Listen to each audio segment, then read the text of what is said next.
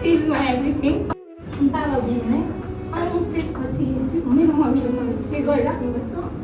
माता तीर्थ औँसीको अवसर पारेर हामीले यसरी आमाहरूसँग माया साटासाट गर्यौं। आमासँगको सम्बन्धलाई अझ बलियो र प्रगाढ बनाउन ह्याङ्ग्रिजनले अर्गनाइज गर्नुभएको यो इभेन्टमा पोखराका डिफरेन्ट क्रिएटर्सहरू आफ्नी आमालाई लिएर एकै ठाउँमा भेला भएका थियौं, जहाँ हामीले सबैको आँसु, खुसी, हाँसो, रोदन र संघर्षका कथाहरू सुन्यौं। जीवन यात्रा बारे आफ्ना तीता मिठा अनुभव र संघर्षका उकाली उराली साटासाट गरेर हामीले ह्याङ्ग्रिजनकै पेरी पेरी चिकन पिज्जा र चिकन बर्गर खायौं। उहाँहरूले चाहिँ पोखराकै एकदमै लोएस्ट डेलिभरी चार्ज लिएर दिउँसो 1 बजेदेखि राति 3 बजेसम्म सेवा दिनुहुने रहेछ र अहिले त झन् माता तीर्थ औँसीको दिन फुडहरूमा 10% डिस्काउन्ट पनि दिनुहुने भएको छ। र हाम्रो यो भेटघाटलाई अझै स्पेशल बनाउन मेमोरीले आमाहरूलाई यस्तो राम्रो स्टार म्याप गिफ्ट पनि प्रोभाइड गर्नुभयो। उहाँलाई धेरै धन्यवाद। यसरी न्यानो माया, मिठो खाजा र गिफ्ट भाउचर प्रदान गरी